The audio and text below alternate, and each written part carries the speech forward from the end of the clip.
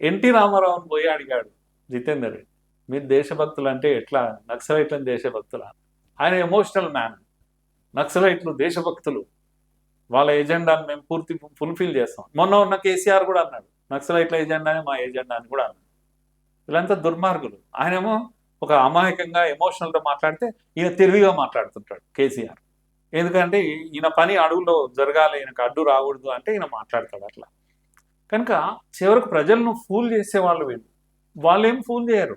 ఎవరు? జిహాదీ టెర్రరిస్టులు. వాడతాడు, బాంబు పెట్టుకుంటాడు, తన పని తాను చేస్తాడు. వాడు లేపేస్తాడు మనుషులను, వీడు లేపేస్తాడు. కాకపోతే వీడికి ప్రజల్లో ఒక హై ఒపీనియన్ క్రియేట్ చేసుకోవడానికి ఒక వ్యవస్థ నిర్మాణం చేసుకుంటారు. మీరు గుర్తుపెట్టుకోండి, అడవిలో ఉన్న అన్న వచ్చి రోజు ఉపన్యాసాలు ఇయ్యాడు, నేను చాలా గొప్ప పని చేస్తున్నా అని చెప్పారు.